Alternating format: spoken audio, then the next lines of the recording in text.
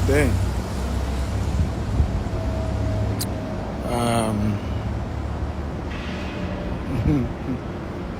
Okay, welcome.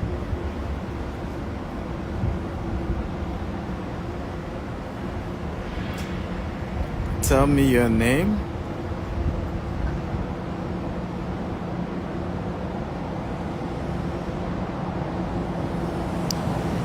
Okay, tell me your name and where you're joining me from. So today we're going to be looking at a topic. I'm in LA, by the way. It's good to be in Los Angeles. And we're going to be looking at how real estate changed America and how real estate is going to change Africa if we take responsibility, right? So this part of downtown LA, and I'm in one of these hotels here. It has over 1,300 rooms. Very iconic building, 4 towers, very uniquely built. And when you look at the entertainment industry, of course, I'm sure every one of you know that Hollywood and LA are like 5 and 6, in terms of Los Angeles and the whole Hollywood and all of that, the entire movie industry.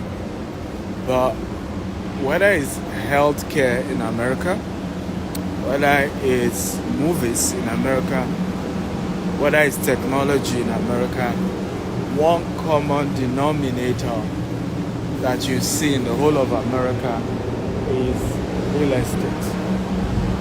Okay? Everything had to be built on massive real estate asset. Okay? And for me, this is how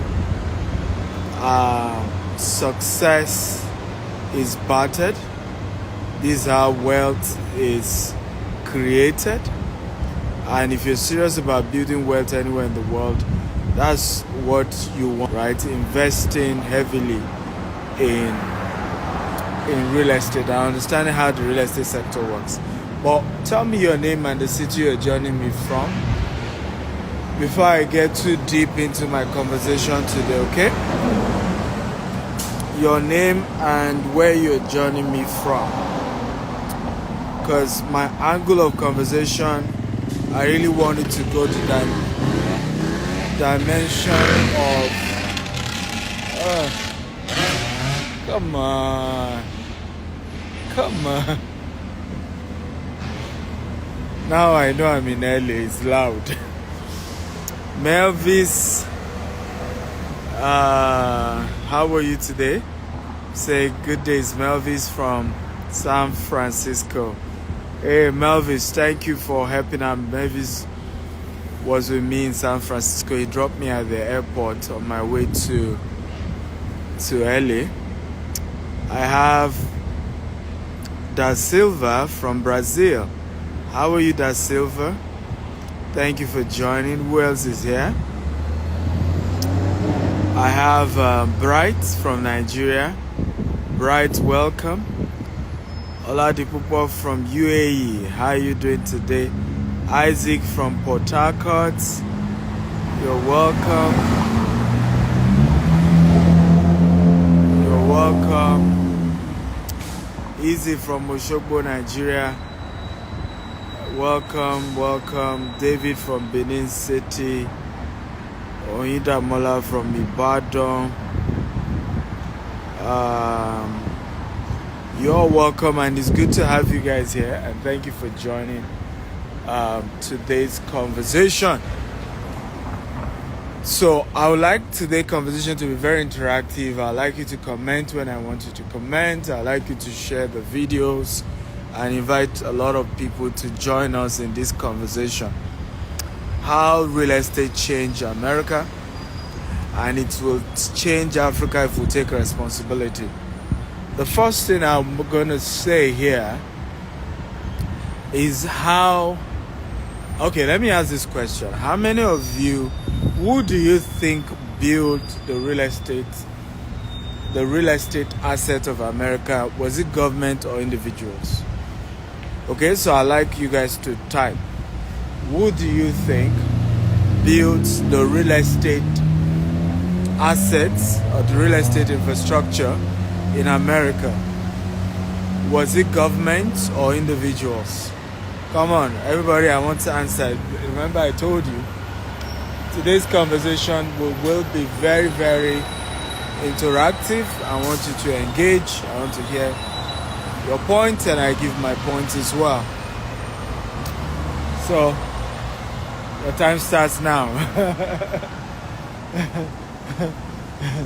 Okay, so who built the real estate infrastructure in America? Right? Was it government or was it individuals? Okay, so Poetade says individuals, Isaac said government, Showanuku said government, Easy say individual, Bright Home says individual, Mole says individual, Ashan Su says government. Okay, the answer, drum rolling. You see, LA is LA, it's loud. Los Angeles is loud. The only place I know this loud is Lagos, Nigeria. Los Angeles is loud. I've seen all manner of drama on the road here. But back to the conversation. The answer to that question is individuals, right? So I'll ask you a simple question. A simple question, because this one even has enough data, okay? And I'm going to refer you to where you're going to confirm that. The rail network in America, the rail line, when they were building it, was it individual that built the rail track? Because it was the rail line that started the Industrial Revolution in America, the trains. Okay? Was it individuals that were behind the trains, the rail line, or was it government? Okay? I want to hear your opinion on this. Come on, guys, I'm waiting. Was it 8 individuals behind the train in America? Because that was very instrumental in building the America you see today. The Industrial Revolution road to, was relied on the rail structure, from petrol, who used to be kerosene actually in those days. Kerosene was the first fuel they had in America. John D. Rockefeller was a major seller, right? To move those fuel so that they had so-called electricity, not even electricity, but they had lights. Okay? For them to have light across America, John D. Rockefeller had to use the train to move those cargoes of kerosene that individual households were using, right? So virtually everything, rode on the back. I'm recommending a movie for you guys called The Men Who Built America. Can everybody type it for me? The Men Who Built America. Come on, everybody type it. The Men Who Built America. So that's the assignment I'm giving you. Go watch that movie. It will give you a very good understanding of how, the likes of J.P. Morgan, John D. Rockefeller, the like of Vanderbilt, the likes of, a lot of these guys, right? Were, Henry Ford, Thomas Edison, right? How these guys were instrumental in building America. They were individuals. They were not government. It was after these guys that I've given you their names had built the American empire. They've made so much money. They were even bigger than government at some point. For example, John D. Rockefeller was the first American billionaire. He was richer than the government of the US, right? when the government realized that, look, what these guys are getting so powerful, the government then started investing in breaking them down, okay, and reducing the influence of these guys, breaking their companies into pieces. But it was individuals that built America, okay. Paul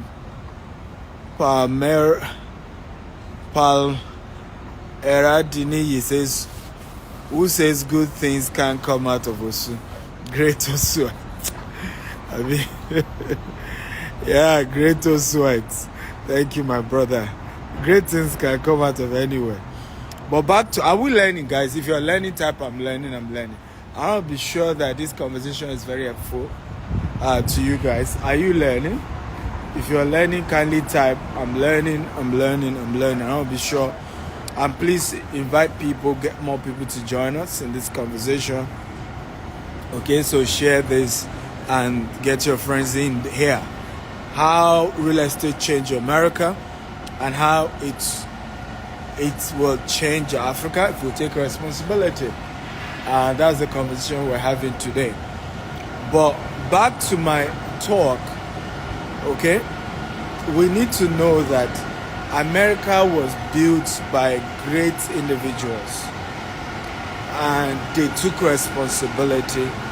Yes, government had to structure, government has to constantly, what I even see is that every time the American government is always behind the technological advancement of the nation, and that's the truth. Look at what's happening with social media, right? Says social media just came as one of those innovations from America. Till today, social media has not been regulated yet in America. Okay, it may take you another 20 to 30 years before the government will now say, okay, this is the law.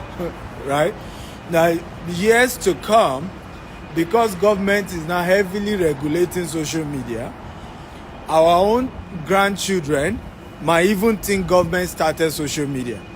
And then you see people comparing and say, don't you see how social media works in America?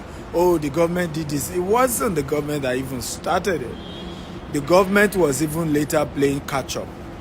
And I say this to encourage a lot of us, particularly those of us from Africa, that you and I will have to take responsibility for Africa. I want everybody to say, I will take responsibility for Africa. Come on, guys, talk to me. Type, I will take responsibility for Africa. And I'm talking to everyone. You could be an African American. You could be African Caribbean. You could be African, whatever it is, right? You could even be white, but somehow you have a strong connection with Africa. We all have to take personal responsibility for Africa. Please, I want everybody to type that. If you're with me on today's conversation, I want you to type, I will take personal responsibility for Africa. Please, everybody, I want to type it right now. I will take personal responsibility for Africa. That is where the change will begin, right? We will not move forward until we take personal responsibility for Africa. The concept that some almighty benevolent politician, benevolent, some even say military, government will then come in and then change Africa, it will not happen. It hasn't happened over the years. It's not going to start happening now. Somebody said the definition of insanity is doing the same thing over and over again, expecting a different result. One of the things that has changed my life totally has been that I ask questions. When I see things built, when I see things working, I ask questions. What made it look this way? What made it look? Who owns this? Right? So when I come to places like this, right? Like I said, this is downtown Los Angeles, right? So you love the, this is the hotel I am, really beautiful. It is like 5 tower. You have 444 there. You have 1 tower in the middle, really beautiful, and you have all these beautiful buildings, right? I always ask questions. Who are the owners? Is it owned by government? Is it owned by individuals? Right? I am always asking questions, and I think it's helped me in a great way not to see things the way everybody else sees them, because I then am able to realize that, look, these things don't look the way they look because, some government came in. I'll give you a practical example. I don't know if you know Tyler Perry. If you know Tyler Perry type, I love Tyler Perry. Okay? Relentless writer says, you are in my home state. Ooh, nice to be in Los Angeles. I'm having a hangout today by 5 p.m. with a few people. So if you're in Los Angeles, you can join me, by the way. Just send me a DM. And then I'm leaving Los Angeles on Tuesday for Maryland. We're going to be having a fantastic time in Maryland as well. And then lastly, I'm wrapping up my American tour with Atlanta, and we're going to have a great time in Atlanta. Okay, really, really wonderful time in Atlanta that we're going to be having. Omofolarin says, you didn't reply my WhatsApp. Well, are you sure it's me? It's just like social media. People think I'm the only one that manages my social media. We're 4 that manage my social media. But send me a DM right now. Once I'm done with this show, I will read your message. Relentless writer says, I'm in Sacramento. I wish I was closer. I would have showed up. I trust you would have. Certainly.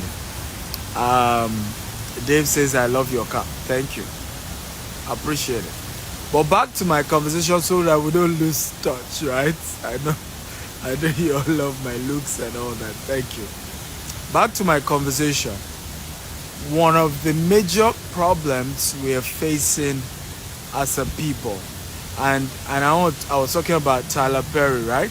I don't know if you know Tyler Perry and you love the guy. If you know Tyler Perry, type I know Tyler Perry. If you then love Tyler Perry, please type I love Tyler Perry. I know Tyler Perry, not one-on-one, but I've seen his movies, I follow his track record. But not just that, I love Tyler Perry. Okay? And one of the things I love about him is part of this conversation, and it's critical to what we're talking about today. Please, everybody type.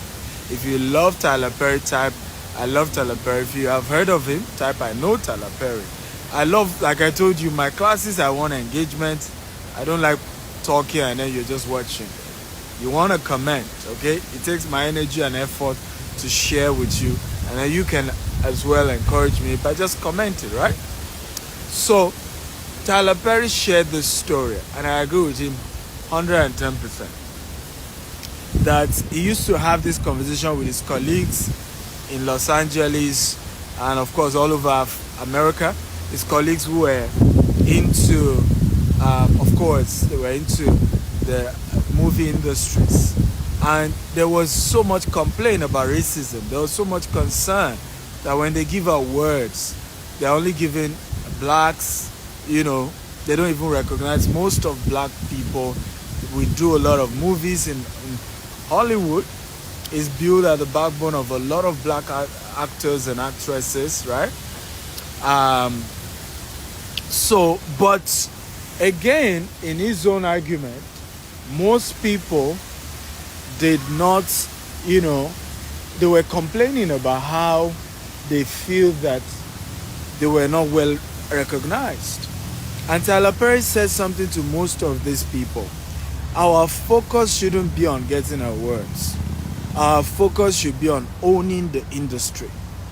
It's like I kept telling many of them, we need to think of how to come together and own the industries. Because yes, whether they give us awards or not, when you look at some of these other so-called awards, music, for example, a lot of black people are recognized in the music sector. But even with the recognition that they give black people, blacks don't own most of these record labels.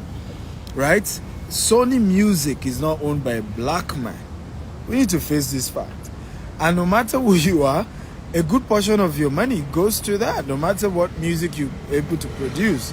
So blacks don't own the studios Tyler Perry was sharing with these people. We need to own the studios. Blacks don't own the television stations.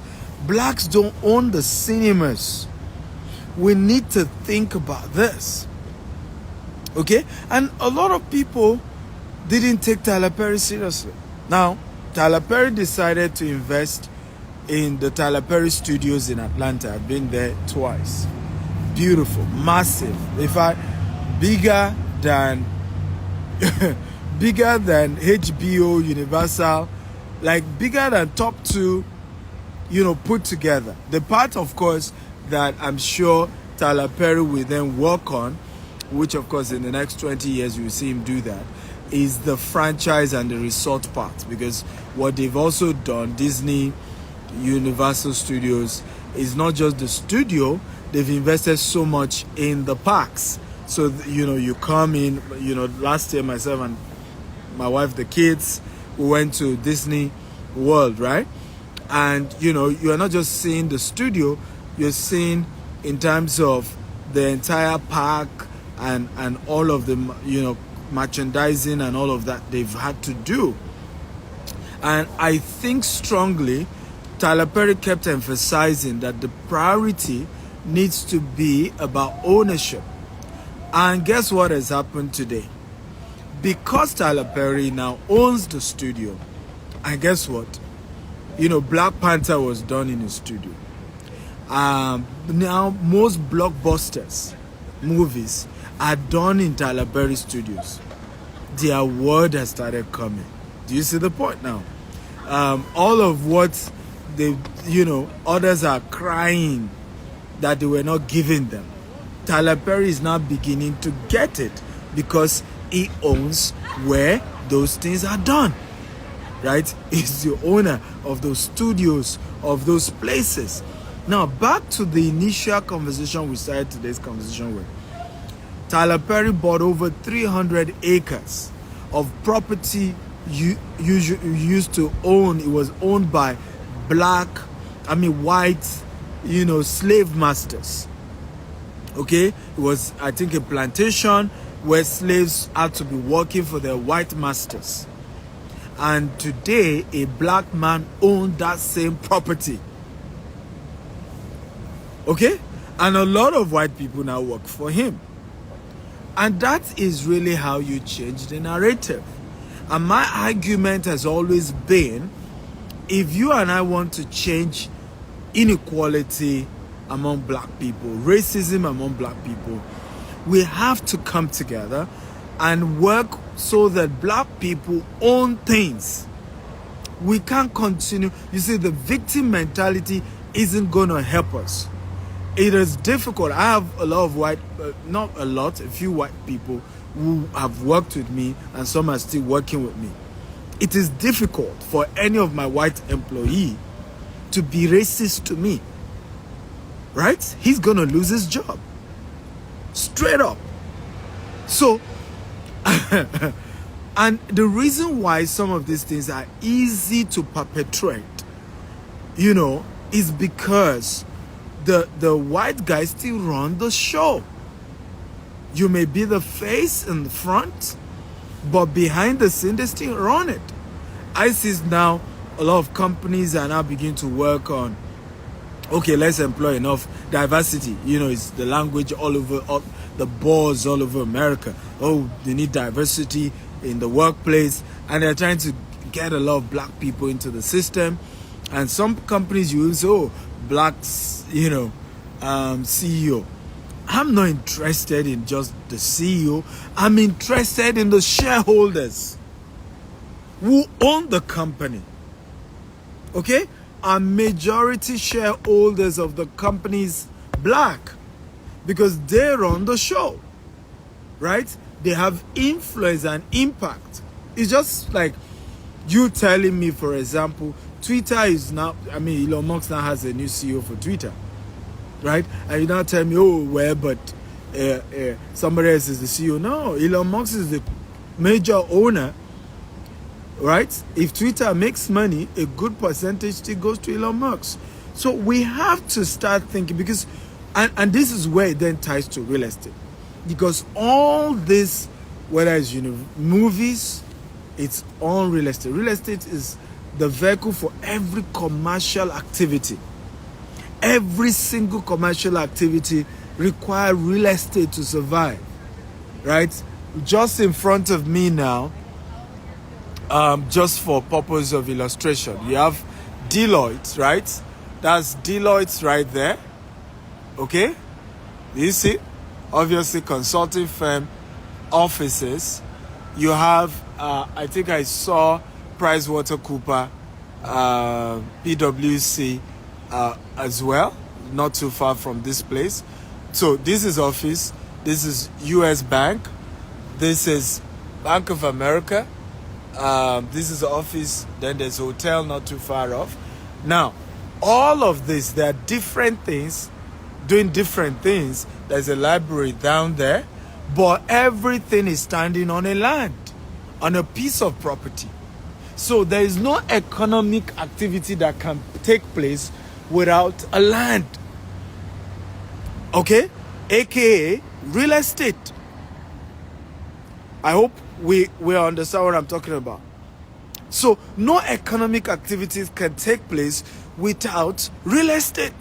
So when you're talking about wealth creation, when you're talking about how we need to empower people, real estate becomes a key critical ingredient in that. Is one of the major tools that is the weapon that you use to legitimately lift people out of poverty.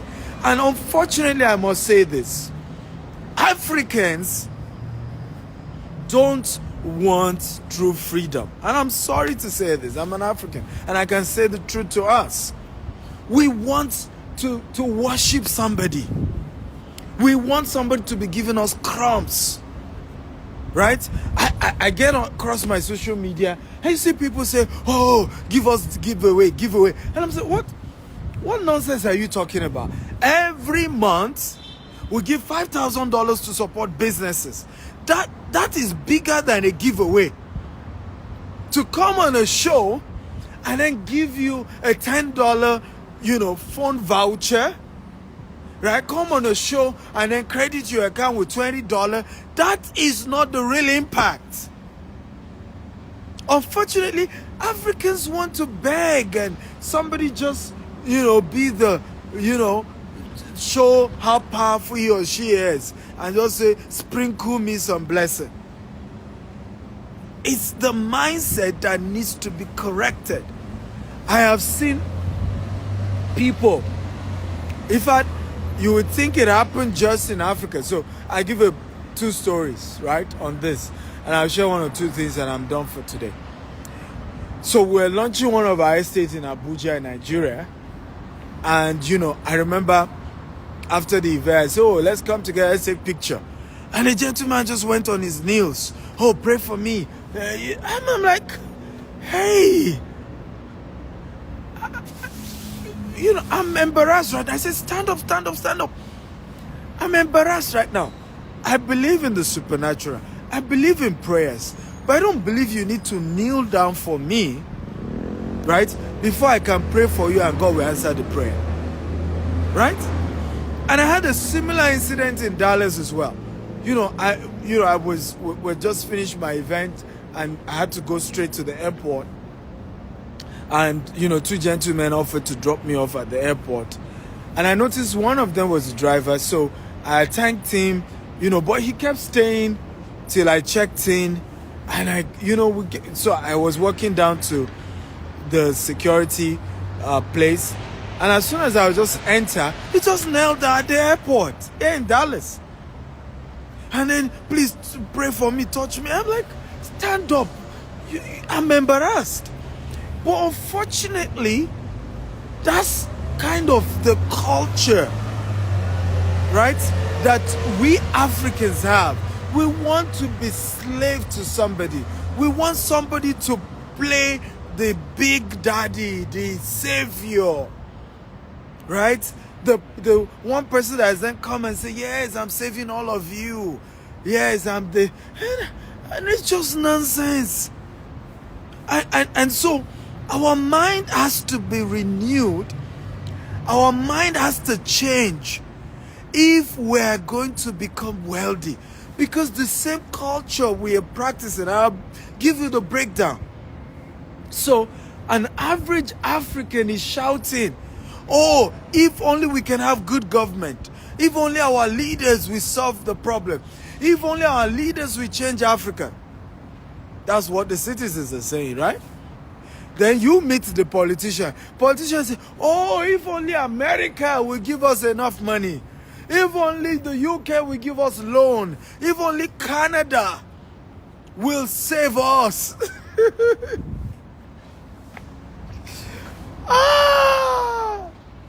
So, every one of us is pushing the blame to somebody else. And so, I go back to the beginning of this conversation. Who built America? Government or individuals? Who built America? Okay? Who built America? Today, America cannot have any conversation without talking about the middle class. Right? The middle class. The middle class. What really... Who created the middle class? Right? Unfortunately, a lot of people are not even aware of this dynamic. What created the American middle class? The American middle class came about because of Henry Ford, J.P. Morgan, John D. Rockefeller, Andrew Carnegie. These guys had employees running to hundreds of thousands. There were conversations about increasing minimum wage, right? And as soon as the minimum wage for these workers were increased, you then had a growing middle class in America. And because of this middle class, they were in turn doing business again with these same big companies as well. So the money kept circling back to the rich men who created the middle class in America.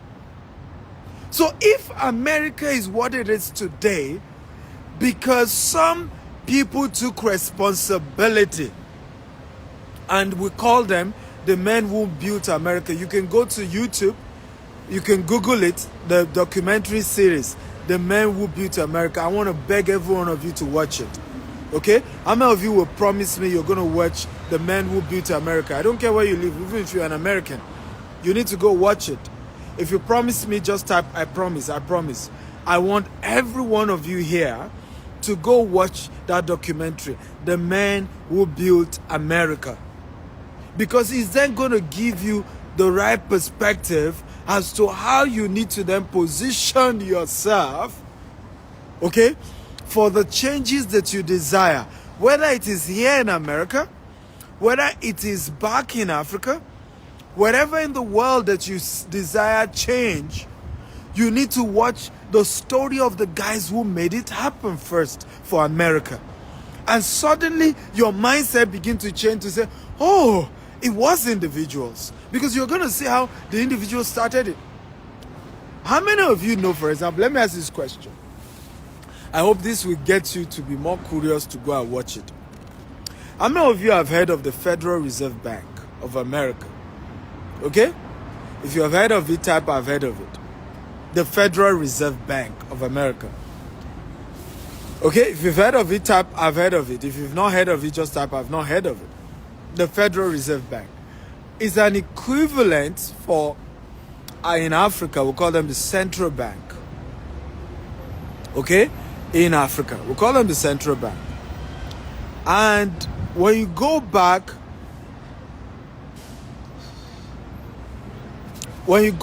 to that, environment, right? We call them the central bank in Africa, but you call them the Federal Reserve Bank. Do you know, and I want a yes or no, that at a point in America, one man acted as the Federal Reserve Bank for America? If you know the story, type I know. If you don't know, type I don't know. And then if you know, then name the person. A season in America, one man acted as the Federal Reserve Bank of America. When there is recession, the president calls this one man and tells him to bail out the country. Yes, in America. One of my biggest success secrets, I'm an historian. I research subject of finance, wealth, and how nations evolve. Okay? How they built their wealth. And it's changed my mindset. Now, one man in America, you can Google it, was this Federal Reserve Bank in America. The president will literally have to call him, okay, when there is recession, to bail out the country. Okay? Obakash me says Rockefeller. You're wrong. It wasn't Rockefeller. Right? Chike Chuma says JP Morgan. Oh, you got it. That's the guy. JP Morgan at a point was, okay, the Federal Reserve Bank in America. JP Morgan. In fact, it was during Theodore Roosevelt. Even during Theodore Roosevelt, he still needed JP Morgan to bail America out. But he was the one who then, after that experience, because imagine you, the president, being at the mercy of one man called JP Morgan. He was an investment banker. He was so rich. He knew how to organize funds. He bailed out the rail companies. He bailed out different industries, right? He became so powerful, right? So Chase Bank, you're right. JP Morgan evolved into Chase Bank. The bank he started eventually became Chase Bank. And he became so powerful, the president needed him, right? And it was during Roosevelt that he finally created the Federal Reserve Bank to say, we can't continue to call on one man each time the country is in crisis to come and bail out the country. Ladies and gentlemen, why have I had all this long conversation with you guys? Okay? I have had this conversation to establish the fact that you and I need to take up our responsibility, okay, as the people who will be instrumental in changing our country. Nobody's going to do it for you. Nobody's going to fall down from heaven and change your nation. I don't know what part of Africa you are from. I don't know where you live. But whatever change that you desire in whatever country, you and I have to take responsibility. Somebody said something powerful. You are often created to solve what irritates you the most. A lot of the things you see and you just hate. I don't like this thing. I wish things can be better. Many times, that is what you are created for. For me, I've taken up that responsibility in the real estate sector. Not only to build massive real estate, okay, like all these big towers you're seeing. I want to own them. And I'm working on building them. That's why you see me expanding big time in America and here in America, and of course back at home in Africa, in Dubai and all that. But I also want to inspire a generation, because I understand that it's not something just one man can do. One man can't fix the whole thing. A man can be catalyst to fixing one of the sectors. Okay? Unwa Maji says we need the right environment to take responsibility. That is part of the slavery mentality the colonial master has taught you. Who created the right environment for JP Morgan? These guys started the industry. Who created the right environment for Facebook, Mark Zuckerberg? Who created the right environment? We're talking about sectors.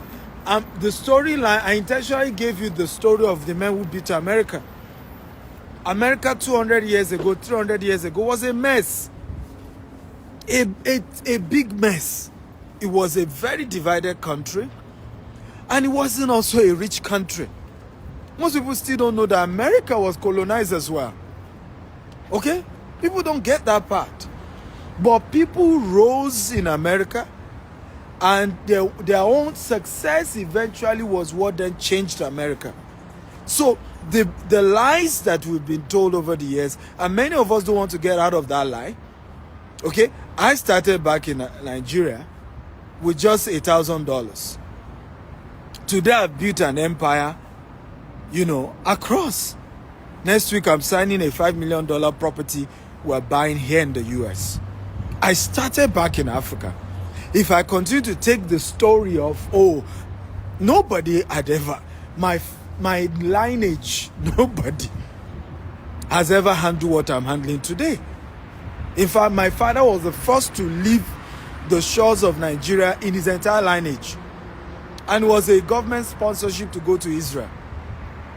But I believed I could change something. I read books, I read stories of those who have done it.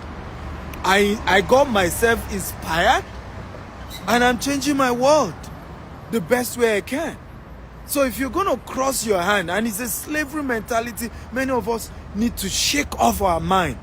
If you're going to fold your hands and say, well, I can't do it, enabling environment, I need help.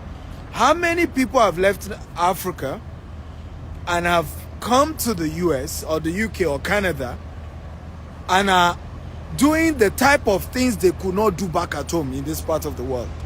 How many? And are still average in this part of the world.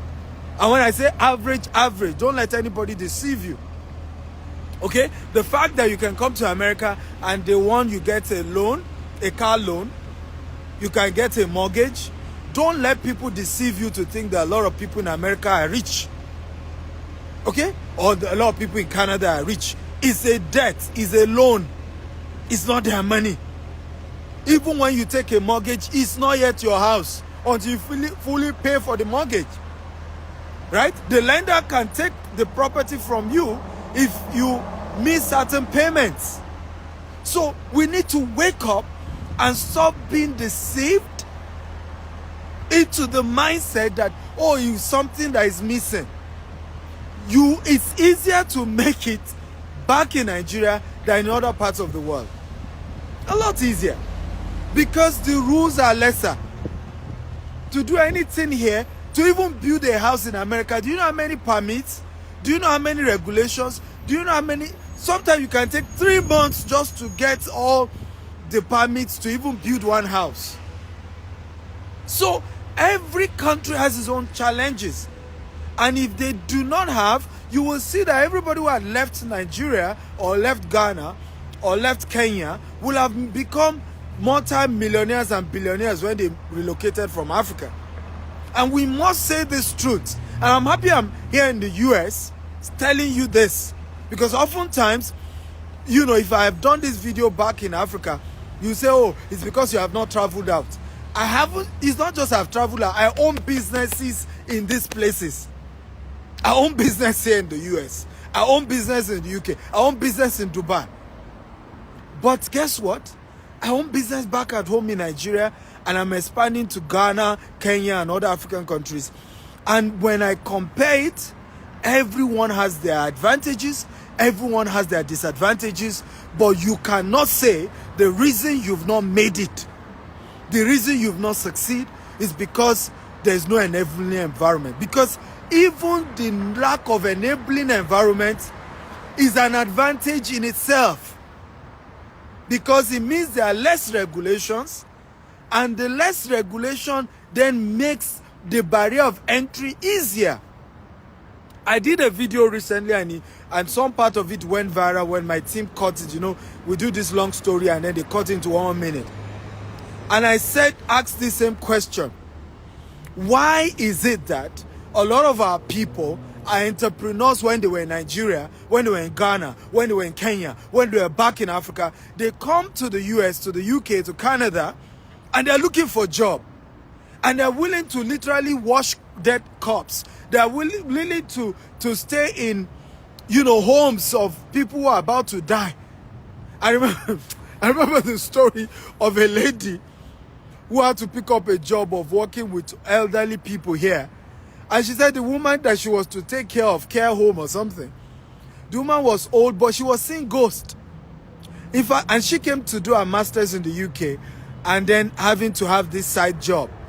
She literally had to resign that job because she was dealing with a woman, a very elderly woman. Said, "Can't you see John? John, my husband. Can't you see him?" She was seeing ghosts. And it was affecting the mental health of this particular lady who had moved to the UK to do her master's and needed to do a side job. So I asked the question, I said, why couldn't our people own businesses in those parts of the world? Do you know the reason? Right? The reason is simple. It's not as easy. That's the answer. It's not as easy. You know, of course, company registration is faster in this part of the world. You can register your company in 1 hour.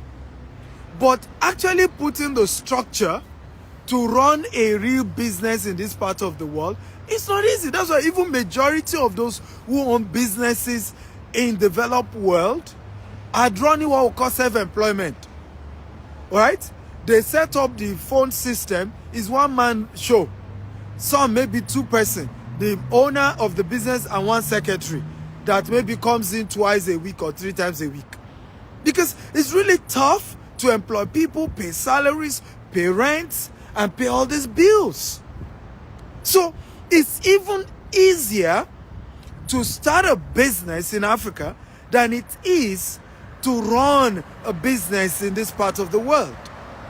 And that's why a lot of our people, when they come, they were entrepreneurs when they were back in Africa. When they come to this part of the world, they're just looking for a job, okay? And can't wait to get the next job and move on with their lives. Because when they analyze it, when you properly analyze it, it's not that easy to run a well-structured business here in America or in the UK or in the US or in Canada or other parts of the world. Have we learned something today, guys? If you learned something, type I learned something. Come on, talk to me, guys.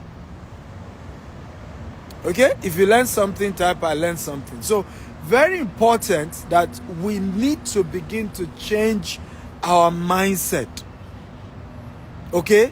Change our mindset and begin to believe in ourselves, because nobody is going to believe in you but you.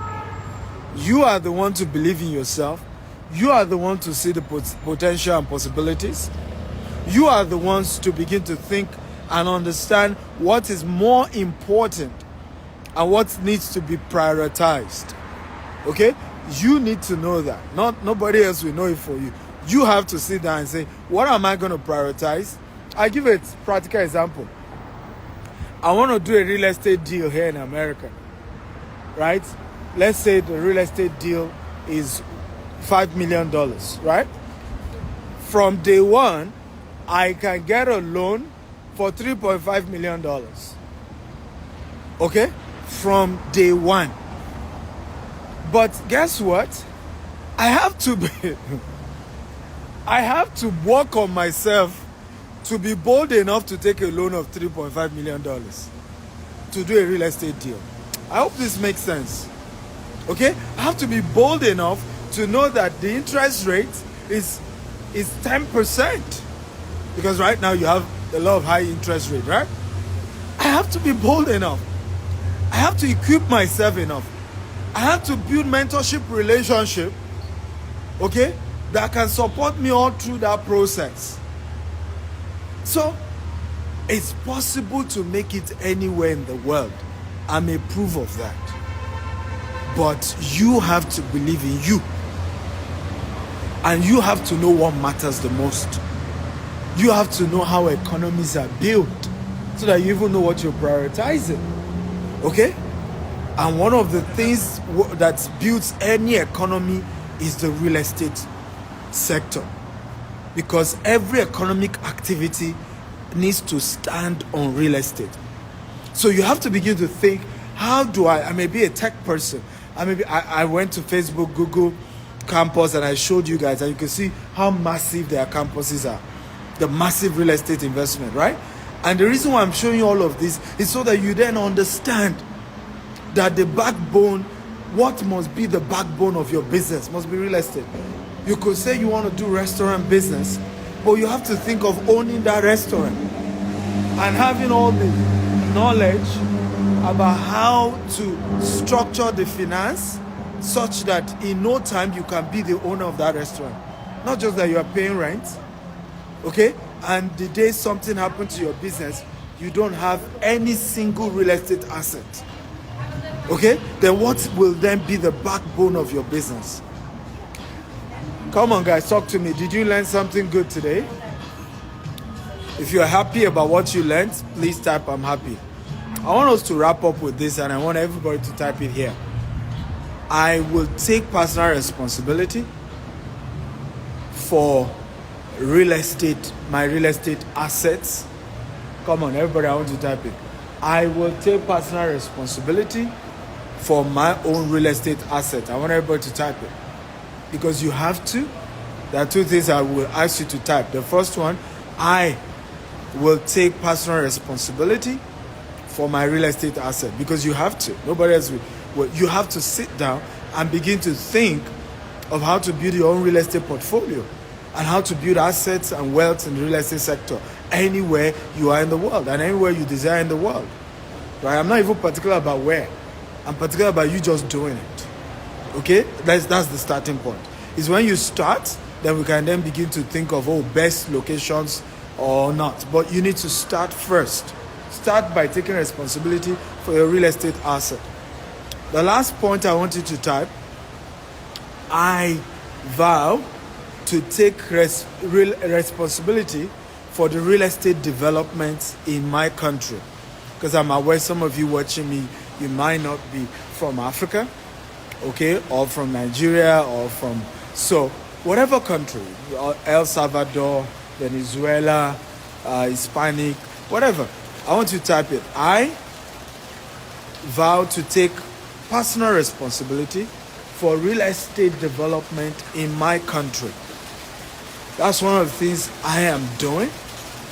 Okay, I've taken personal responsibility to building 200 estates across Africa between now and the year 2035, with 25,000 green and smart home, golf courses, polo club, and it's going to be, the last estimate we did was going to cost $20 billion to do that.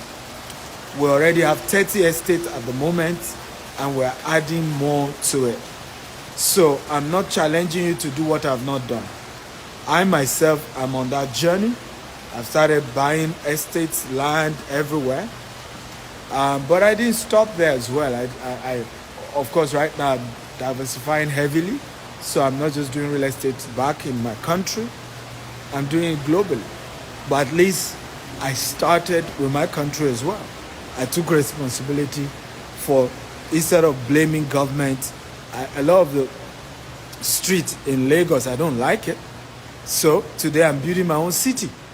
Now, right now, in some of our estates, we're using solar, and the goal is to use solar for all our estates. We're using solar, we're using Starlink internet, which is satellite. We have, solar street lights. We did the interlocking for the road. We're taking responsibility. Rather than every estate I'm opening, I'm doing my roads. I'm not waiting for government and say, let's go and beg government. Let them come and do road for our estate. No. I will do the road in the estate. I will build the model type of estates that I want. And I'm doing this back in Nigeria. And every one of you can begin to take responsibility. You may not do at the scale I'm doing. Yours may just be, I'm just going to buy 1 acre property. I'm just going to buy 2 acre property. Yours may be, I'm just going to build, 4 units of 3 bedroom. Yours may just be, whatever it is, but you and I have to take responsibility for the type of Africa we desire and that we want to develop. Okay? We can't keep complaining and waiting and hoping everybody else will do it for us. We have to do it ourselves. Okay? And when we take that responsibility and start it, government will soon come and regulate it. It's always wisdom to regulate an industry that is well developed, okay, than to be regulating something that is not yet developed. And that's one of the things that governments in developed world understand, right? You wait for the industry to be properly developed first, and then you can bring in regulations rather than just rushing to bring in regulations without it being developed. So we need to develop Africa, and then when we are built her up, government can come in to begin to put in structures, right? Put in laws and all of that. Yeah, I'm going to be in the UK on 20. When is that? 20. I think it's 22nd. Sunday 22nd of October, I'll be in London. So you're welcome to join me in London. It's going to be a great time. I love you all and thank you for joining. Please don't forget to share this video with a lot of your friends. I believe strongly it's going to inspire them. A lot of them will learn so much, and there's so much to learn. And I'm learning as well. I'm a student, of life. I'm learning every day. But what I'm doing also is to share what I'm learning. I'm not greedy. I'm sharing with people as I learn, ideas, concepts that I know are working for me and I know will work for all of us, and I'm encouraging all of us to take responsibility. I love you all. God bless you. Happy Sunday. Don't forget, share and get more people to watch this video, okay? My YouTube handle is Dr. S. Akintayo. You can go there. There's tons and tons of content there. Dr. S. Akintayo. My TikTok as well, Dr. S. Akintayo. There's so much content there. That's DRSAKINTAYO. So much beautiful content there. So go there. You'll learn more. Love you all. Have a wonderful. By the way, if you're in Maryland, in the US, send me a DM. I have a few tickets left. If you're in Atlanta, send me a DM. I have a few tickets left. If you're in London, you want to come for my London event, send me a ticket. I think we have a few free tickets left as well. Just send me a DM. If you're in Singapore, send me a DM. I'm going to Singapore as well. So if you're in Maryland, just send a DM and we'll see how to get you a ticket to my hangouts.